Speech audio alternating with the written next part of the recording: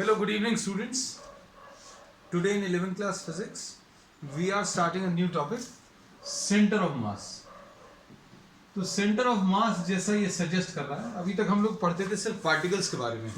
जितने भी टॉपिक्स अभी हम लोगों ने किए थे, जो भी मोशन स्टडी किया था, we had studied about motion of particles, है ना. सिंगल पार्टिकल का मोशन अगर स्टडी करना है, सिंगल पार्टिकल जिसके ऊपर फोर्स अप्लाई किया वो कैसा मूव करेगा, that we have studied. Now we will be considering what the motion of system of particles. तो सिस्टम ऑफ पार्टिकल्स को अगर अभी हमें एक सिंगल पॉइंट से रिप्रेजेंट करना है तो क्या करेंगे. Suppose if you are having a solid object, एक रिजिड ऑब्जेक्ट है, then this can be considered to be made up of large number of particles. आप इसको बहुत सारे नंबर ऑफ पार्टिकल से मिलकर बना है, ये मान सकते हैं. अगर इसका मोशन स्टडी करना है तो किस पार्टिकल का मोशन स्टडी करना है या कौन सा वाला मास लेना है, इसका आंसर अभी हम लोगों को इस टॉपिक में मिलने वाला है.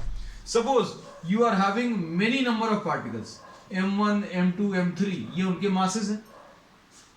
अब इनमें से किस पार्टिकल का मास अभी हम लोग कंसिडर करना है और किसको अभी हम लोग इफेक्टिवली कंसिडर कर सकते हैं एज द सेंटर. तो ये अभी हम लोग सेंटर ऑफ मास में पढ़ेंगे. तो सेंटर ऑफ मास क्या है बच्चों? It is a point, it is a point where the entire mass of the object can be assumed to be concentrated. तो बच्चों ये पॉइंट है. सबसे पहली चीज तो ये समझ लो, it is a point. Centre of mass क्या है? एक पॉइंट है. सेंटर ऑफ मास क्या बच्चों? एक पॉइंट है. Which centre of mass is a point where the entire mass. Suppose इतने सारे पार्टिकल्स हैं, सारे पार्टिकल्स के मासेस m1 m2 m3 हैं. टोटल मास अगर आप निकालोगे तो टोटल मास ऐसा निकाल सकते हैं. अब इस टोटल मास को अगर हमें अज्यूम करना है किसी एक पॉइंट पर, तो वो पॉइंट कौन सा होगा? उस पॉइंट को अभी लोग सेंटर ऑफ मास बोलेंगे. अब इसके बाद बच्चों अभी हम लोग क्या कह सकते हैं, जैसे ये ऑब्जेक्ट पूरा मूव कर रहा है, ये पूरा ऑब्जेक्ट जैसा मूव कर रहा है वैसा अभी हम लोग अज्यूम कर सकते हैं. We can assume the motion of the object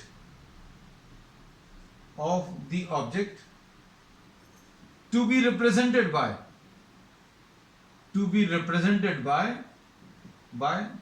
the motion of the center of mass. अभी हम लोगों को अगर इसका मोशन डिस्क्राइब करना है बच्चों, अगर ये ऐसे कुछ पाथ पर मूव कर रहा है तो बार बार अभी हम लोग ये पूरा ऑब्जेक्ट नहीं बनाएंगे. हम लोग इसको अज्यूम कर लेंगे किसी एक पॉइंट पर.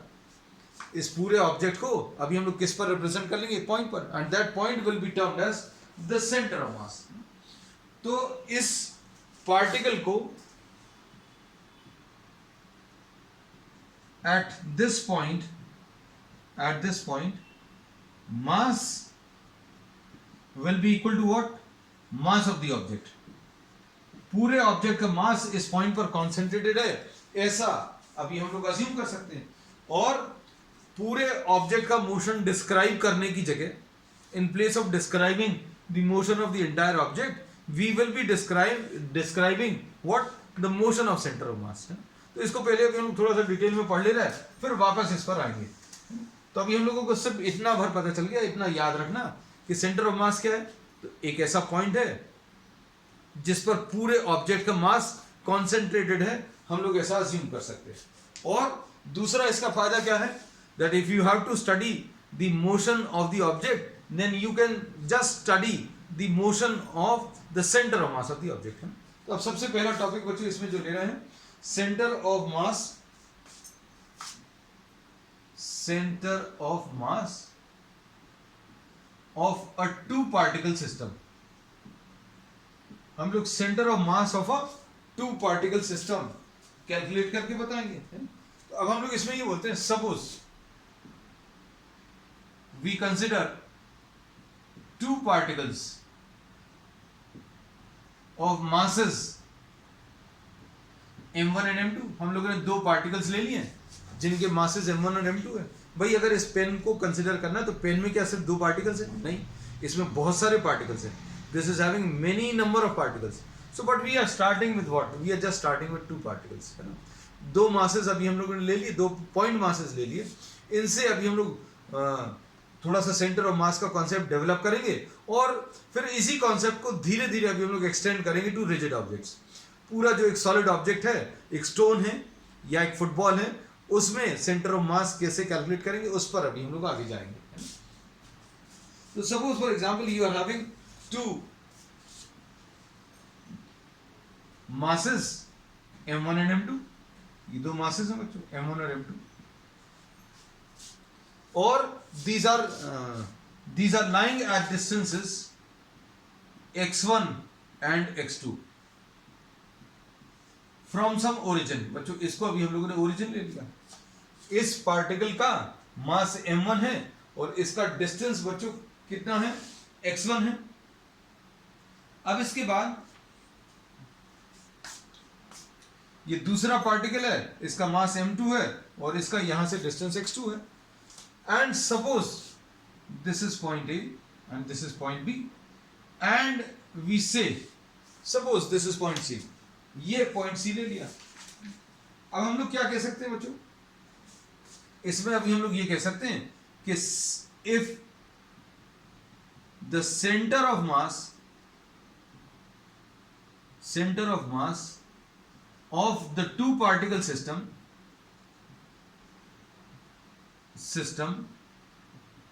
is at C, सपोज ये C है और इस C का डिस्टेंस बच्चों x है, इस C का इस ओरिजिन से डिस्टेंस x है। बच्चों अच्छे से समझना, सारी चीजें अभी हम आपको बहुत क्लियरली एक्सप्लेन करेंगे कि इसका मतलब क्या है मैथमेटिकल कॉन्सेप्ट, लेकिन सारी चीजें बहुत अच्छे से क्लियर होंगी।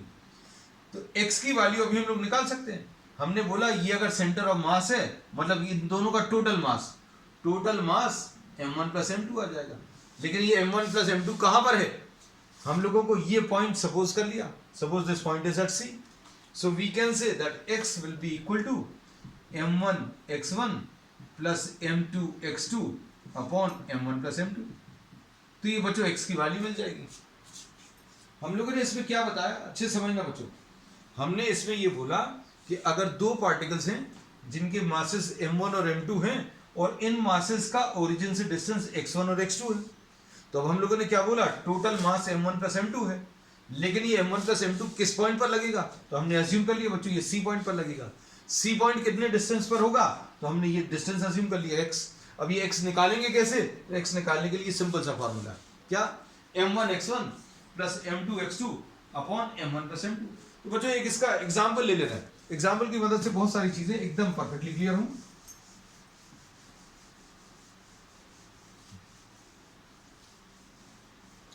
Suppose you are having two masses, दो मासेस हैं बच्चों,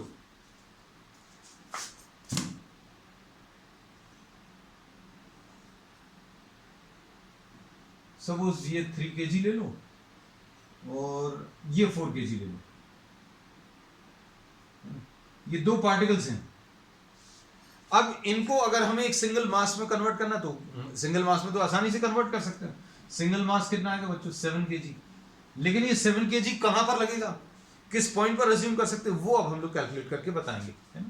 तो ये क्वेश्चन है, क्वेश्चन लिख लेना, calculate the centre of mass of the two particle system shown in the figure. इसमें सपोज बच्चों ये 2 सेंटीमीटर्स ले लो और ये ले लो कितना, 2 3 जस्ट 1 मिनट, 2 3 6 9 हाँ 9 ले लो, 9 सेंटीमीटर। हाँ अच्छे से आ जाएगा, हमने नंबर्स कोशिश की है बच्चों ऐसे आए कि आपको कैलकुलेशंस आसान पड़ जाए। तो ये m1 आ गया, ये बच्चों m2 आ गया, इसका जो डिस्टेंस है वो x1 आ गया, x1 बच्चों ये आ गया, x2 ये आ गया।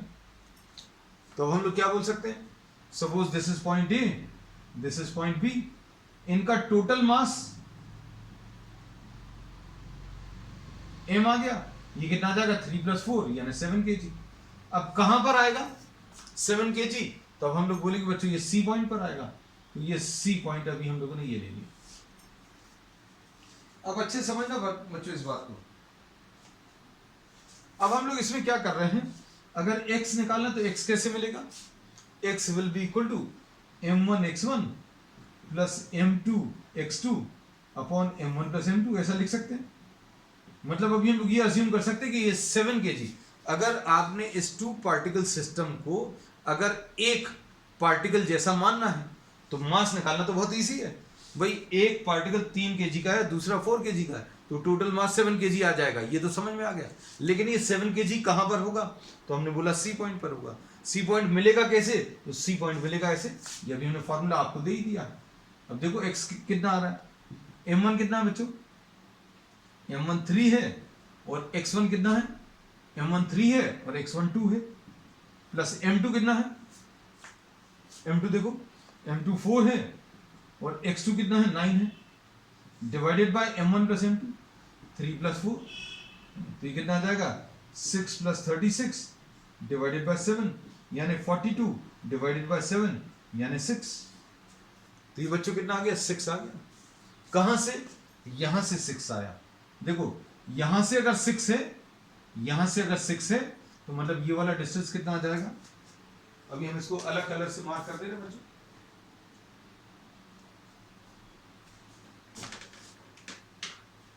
ये सेंटर ऑफ मास है, यहां पर टोटल 7 kg आप मान सकते हैं, और कितने डिस्टेंस पर मान सकते हैं, 6 सेंटीमीटर्स पर मान सकते हैं। पहले वाले मास से कितने डिस्टेंस पर है, पहले वाले मास से 4 डिस्टेंस पर है, और दूसरे वाले मास से कितना आ जाएगा बच्चों, सिंपल कैलकुलेशन है, ध्यान से देखिए, ये 6 है, ये टोटल 9 है, ये टोटल 9 में से टोटल 6 माइनस कर दो तो ये कितना आ जाएगा 3 आ जाएगा। कुछ रिलेशन दिखना है क्या, रिलेशन कैसा, कि इस सेंटर ऑफ मास का पहले वाले पार्टिकल से डिस्टेंस 4 है, जो कि दूसरा वाला मास है, हम लोग क्या बोल सकते हैं इसमें, AC upon CV, AC upon CV, ये कितना आ रहा है बच्चों 4/3, और 4/3 कितना आ जाएगा, 4/3 क्या है, 4 है बच्चों m2 और 3 क्या है बच्चों m1। तो centre of mass divides the line joining the 2 masses in the inverse ratio of their masses। Line joining the 2 masses, इसको ये C पॉइंट डिवाइड कर रहा है, किस रेशियो में डिवाइड कर रहा है, जितने मासेस हैं क्या उसी रेशियो में, AC अपॉन CV क्या 3/4 है, तो नहीं है 3/4 नहीं है, 4/3 है, तो इनवर्स रेशियो। चेक करके देख रहे हैं, ये अभी तो हमने एक जनरलाइजेशन बोला है, but now we'll try to C.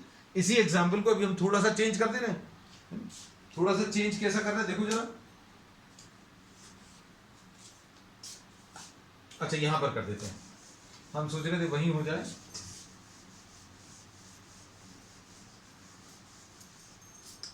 Suppose now the 2 particles, ये 2 पार्टिकल्स जो हैं बच्चों, ये 3 kg का और ये 4 kg का, कितने डिस्टेंस पर लाई कर रहे हैं, सपोज ये 2 सेंटीमीटर ले लो, इसको कितना करें 2 3 6 16 2 64, हाँ 16 ले लो इसको। हमने कैलकुलेशंस इंटेंशनली ऐसे लिए कि आपको थोड़ा सा समझने में आसान हो जाए। m1 ये है, m2 ये है। नेक्स्ट क्वेश्चन, अब इसमें क्या बोल रहे हैं बच्चों, टोटल मास कितना आएगा, तो टोटल मास बच्चों, टोटल मास कितना आएगा, ये 3 + 4 आएगा 7 kg।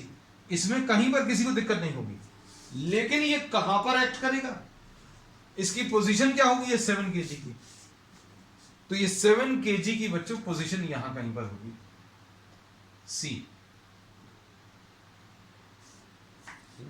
अब इसका यहां से डिस्टेंस कितना आएगा, x आएगा। x निकालने का तरीका अभी हम लोगों को मालूम है, कैसे, ये x1 है पहले मास का डिस्टेंस, दूसरे मास का जो डिस्टेंस है वो x2 है। अब क्या करेंगे, x will be equal to m1 x1 plus m2 x2 upon m1 plus m2, ऐसा कुछ आएगा। अब इसके बाद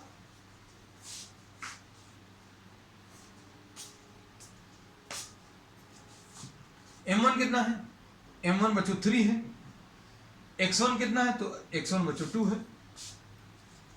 अब इसके बाद m2 कितना है, m2 4 है, m2 4 है, और x2 कितना है बच्चों 16 है, upon m1 plus m2, m1 कितना है बच्चों 3 प्लस m2 कितना है 4, तो आंसर कितना आ जाएगा 6 प्लस 64 डिवाइडेड बाय 7 यानी 70 डिवाइडेड बाय 7 यानी 10 आ गया। तो बच्चों ये कितना आ गया, 10 मिल गया, है ना। तो अगर ये 10 है, अगर ये डिस्टेंस बच्चों 10 है, देखना ये 10 सेंटीमीटर है। जस्ट ट्राई टू अंडरस्टैंड, ये अगर 10 है, इस 10 में से ये 2 अलग कर दो, 10 माइनस 2, तो बच्चों ये कितना आ गया, 8 आ गया। और अगर ये 8 है तो देखना अच्छे से, इस 16 में से जस्ट हैव अ लुक, 16 में से ये 10 है, माइनस करो, 16 में से ये 10 माइनस करेंगे तो ये कितना आ जाएगा, 6 आ जाएगा। तो क्या कह सकते हैं बच्चों, देखो ध्यान से, AC upon CB, AC upon CB क्या आ जाएगा बच्चों, AC अपॉन CB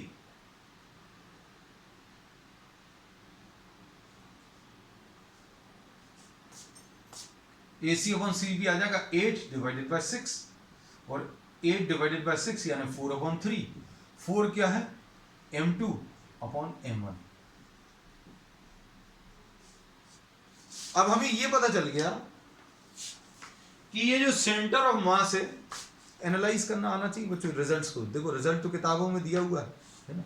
अब इसमें ये एनालिसिस क्या है बच्चों, इसमें एनालिसिस ये है कि अगर दो मासेस हैं आपके पास, अगर आपके पास दो मासेस हैं, suppose you are having 2 masses, 2 masses बच्चों अभी हम लोग ये ले लें, और ये किसी रॉड से कनेक्टेड है ना, ये दीज आर 2 मासेस, और इसमें अभी हम लोग इसका सेंटर ऑफ मास निकालने की कोशिश करें, तो बच्चों इसका जो इफेक्टिव मास आएगा वो दोनों मासेस को ऐड करके मिल जाएगा, पहली चीज। दूसरी चीज, जो इफेक्टिव मास आएगा that will be nearer to the larger mass. भैया जिसका वजन ज्यादा है उसी के पास में तो सेंटर आएगा, है ना, क्योंकि इसका तो मास बहुत कम है, तो इफेक्टिव मास कहां पर आएगा, इसके ज्यादा पास में आएगा कि इसके ज्यादा पास में, जिसका वजन ज्यादा है, इसका मास ज्यादा है तो इसके पास में आएगा। तो क्या अभी हम लोग इसमें ऐसा देख पा रहे हैं, तो देखो 3 kg और 4 kg में से 4 kg बड़ा है, और ये डिस्टेंस कितना आया, ये 4 सेंटीमीटर, ये 3 सेंटीमीटर, तो ये 4 के ज्यादा पास में। सो सेंटर ऑफ मास, देखो अब हम 2 पॉइंट्स लिख दे रहे हैं इसमें, ये बहुत इंपॉर्टेंट है। The centre of mass lies nearer to the larger mass।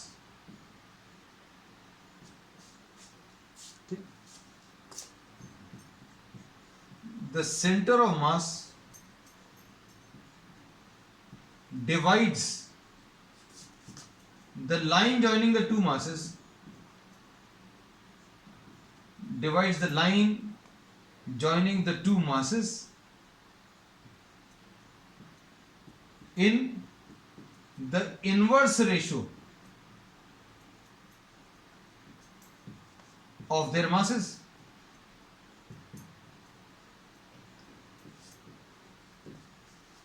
ठीक है, अब इसमें क्या कुछ फायदा क्या है इसका, हमने बोला सेंटर ऑफ मास जो है line joining the two masses को किस रेशियो में डिवाइड करता है, तो इनवर्स रेशियो में डिवाइड करता है। इससे बच्चों कैलकुलेशंस थोड़े से इजी हो जाते हैं अगर आप समझें।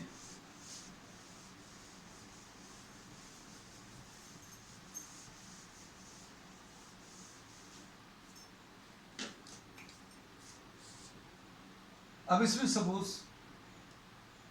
ये आपको 3 kg है और ये 5 kg है, और इन दोनों के बीच में जो डिस्टेंस है, इसको 3 और 4 ही लेने बच्चों, इन दोनों के बीच में डिस्टेंस बच्चों 7 है। ऐसे ही था, ये देखो इन दोनों के बीच में डिस्टेंस बच्चों 7 था, जो पहला एग्जाम्पल था। अब इस वाले एग्जाम्पल में तो थोड़ा सा, हाँ ठीक है यही वाला था। अब इसमें देखो ये जो पॉइंट है AC upon CB,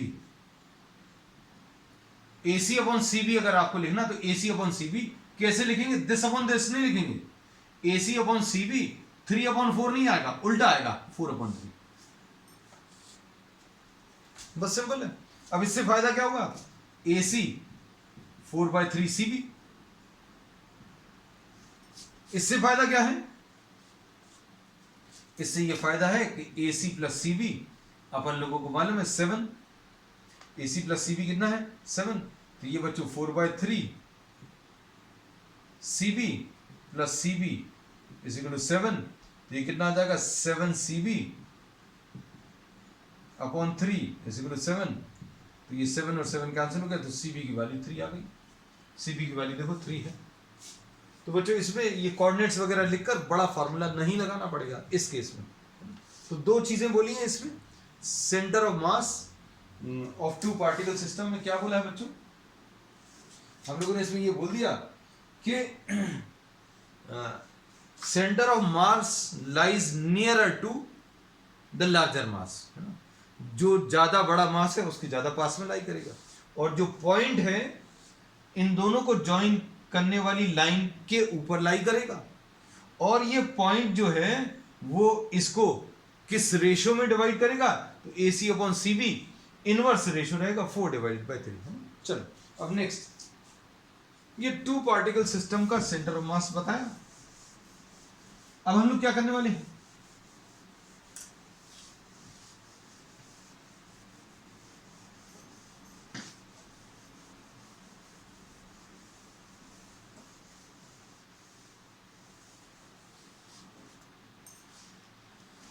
now we will be finding the center of mass of n particle system, center of mass of n particle system lying on a line, lying on a straight line। ये condition है बच्चों, straight line पर नहीं है तो क्या होगा ये अभी हम लोग डिस्कस करेंगे इसमें आगे। अब n पार्टिकल सिस्टम की बात अगर करें, M1 at a distance x1, M2 at a distance x2, M3 at a distance x3, M4 at a distance x4 and so on, ऐसे बहुत सारे मासेस हैं। We are taking what? We are taking a system of n particles of masses M1, M2, M3 and so on up to Mn, and lying at distances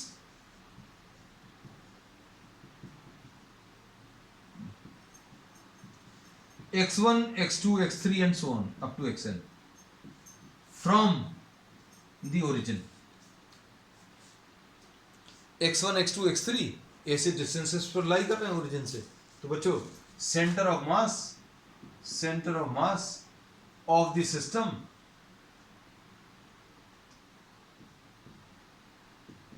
lies at a distance x from the origin, तो क्या आ जाएगा M1 x1 plus M2 x2, बिल्कुल वैसे ही formula है बच्चों।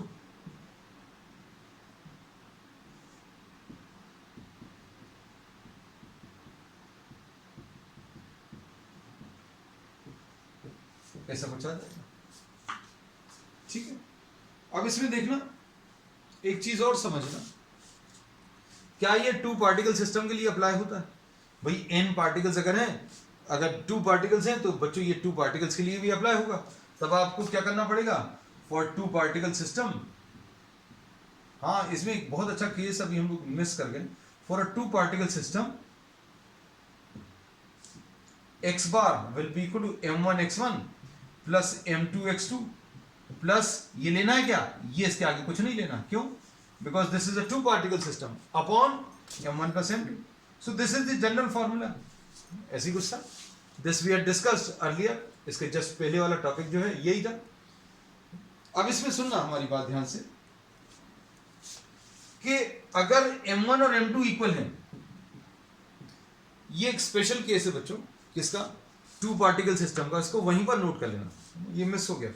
m1 is equal to m2 is equal to m है। अगर ऐसा कुछ है तो x बार क्या आ जाएगा? x बार लिख दे रहे हैं या x लिख दे रहे हैं? x will be equal to m into x plus m into x2 divided by m plus m। यानी इसमें से m कॉमन ले सकते हैं, x1 plus x2 divided by 2m आ जाएगा, यानी x1 plus x2 divided by 2। मतलब 2 पार्टिकल सिस्टम अगर है बच्चों, 2 पार्टिकल सिस्टम अगर है और इसमें मासेस अगर इक्वल है, तो अब हम लोग क्या बोलेंगे? इसका इक्विवेलेंट मास कितना आ जाएगा? 2m आ जाएगा। और कहां पर लगेगा? तो ये इसके मिडिल पॉइंट पर लगेगा। मतलब क्या बोल सकते हैं बच्चों? AC will be equal to CB, middle point पर। तो ये 2 पॉइंट सिस्टम या 2 पार्टिकल सिस्टम में ये नोट कर लेना। अच्छा, उसके बाद n पार्टिकल्स के लिए अभी हम लोगों ने जो फॉर्मूला कैलकुलेट किया वो ये वाला। If you are having n particles और masses m1 m2 m3 and so on up to mn, तो m1 x1 plus m2 x2 plus m3 x3 and so on divided by m1 plus m2 plus m3। इसको mathematical language में अगर लिखें बच्चों, अगर इसको mathematical language में लिखें तो कैसा लिखेंगे? इसको अभी हम लोग लिख सकते हैं कैसा? समीशन ऑफ mx, ऐसा लिख सकते हैं, divided by summation of m। जितने m इंटू एक्स है वो सारे ऐड कर लो, m इंटू एक्स करो और सबको ऐड कर लो। फिर उसके बाद जितने m हैं उन सबको भी ऐड कर लो। तो इनको प्रॉपरली रिप्रेजेंट करने के लिए mi xi लिख देते हैं और mi लिख देते हैं। ये i की वैल्यू 1 से लेकर i की वैल्यू n तक का एडिशन है। i की वैल्यू 1 से लेकर i की वैल्यू n तक। इसका मतलब क्या है? पहले i की जगह आप 1 लिखोगे, m1 x1 आ गया। फिर i की जगह 2 लिखोगे तो m2 x2 आ गया। ऐसे लिखते जाओगे कहां तक? n तक। और नीचे कैसा लिखोगे? m1 से स्टार्ट करोगे, i इक्वल टू 1 से m1 प्लस फिर i की वैल्यू 2 लोगे, ऐसे लिखते जाओगे कहां तक? n तक। So this will be the answer। ये बच्चों जो अभी हमने लिया है, this is what centre of mass of n particles whose masses are given and it is given that all these are lying on a straight line। ये सारे के सारे पार्टिकल्स बच्चों एक ही लाइन में हैं, लेकिन ऑब्जेक्ट्स जो रियलिटी में अभी हमें मिलते हैं क्या वो ऐसे रहते हैं? तो नहीं, ऐसे तो नहीं रहते। तो हम लोग क्या करेंगे? So will now try to generalise. हम लोग जनरलाइजेशन की तरफ धीरे धीरे बढ़ रहे हैं। हम लोगों ने 2 पार्टिकल सिस्टम से स्टार्ट किया, फिर n पार्टिकल्स पे आए। अब हम लोग क्या करेंगे? सपोज ये m1 है, ये m2 है, सपोज ये m3। तो क्या ये तीनों एक ही लाइन में है? तो बच्चों ये तीनों एक ही लाइन में तो नहीं है। तो हम लोग क्या बोलेंगे? इसके कोऑर्डिनेट्स आप x1 y1 ले लो, इसके कोऑर्डिनेट्स आप x2 y2 ले लो और इसके कोऑर्डिनेट्स बच्चों आप x3 y3 ले लो। तो अब सेंटर ऑफ मास कहां पर होगा? तो सेंटर ऑफ मास निकालने का तरीका, suppose the centre of mass lies at इसको अभी हम लोग ABD लिख दे रहे हैं, सेंटर ऑफ मास, इधर लिख दे रहे हैं heading centre of mass of 3 particle system.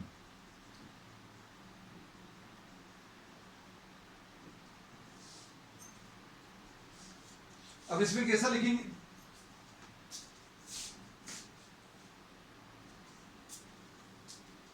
अब इसमें अभी हम लोग कहते हैं कि अगर आपको x निकालना है, सेंटर ऑफ मास के कोऑर्डिनेट्स x और y हैं, x कैसे मिलेगा, m1 x1 plus m2 x2 plus m3 x3 divided by m1 plus m2 plus m3, ऐसा कुछ आएगा। और y कैसे मिलेगा, तो y बिल्कुल वैसे ही, तो फॉर्मूला लगाने का तरीका बिल्कुल सिंपल है, जैसा भी हम लोगों ने स्टार्ट किया था बस उसी को आगे बढ़ाते जा रहे हैं। y कैसे मिलेगा, m1 y1 plus m2 y2 plus m3 y3 upon m1 plus m2 plus m3, ऐसा कुछ आएगा, बस फिनिश। अब इसमें एक स्पेशल केस आ सकता है, तो इसमें कुछ अलग किया क्या, x वाली वैल्यूज पहले बिल्कुल वैसी निकाली जैसे स्ट्रेट लाइन पे है ना, ये x1 डिस्टेंस पर है और ये x2 डिस्टेंस पर है, ये वाला x3 डिस्टेंस पर है, फिर उसके बाद ये y1 डिस्टेंस पर है, ये y2 पर, ये y3 पर। अब इसमें देखो स्पेशल केस क्या है, m1 is equal to m2 is equal to m3 is equal to m, ऐसा ले लो। x कैसा आ जाएगा, m into x1 plus m into x2 plus m into x3 upon m plus m plus m, क्या आ जाएगा, x1 plus x2 plus x3 divided by 3m, ये आ जाएगा x1 plus x2 plus x3 divided by 3, ये x आ गया। अगर masses equal है, if all the 3 masses are same, then x की वैल्यू ऐसी कुछ आएगी, y क्या मिलेगा, y देखो m into y1 plus m into y2 plus m into y3 upon m plus m plus m, y is equal to m common, y1 plus y2 plus y3 divided by 3m,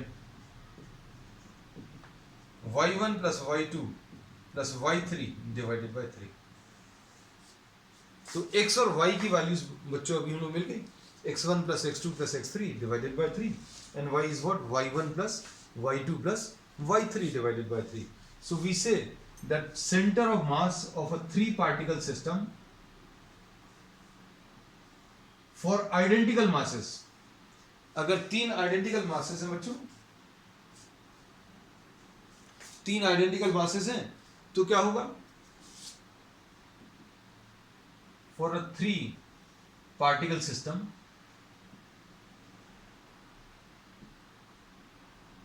having equal masses,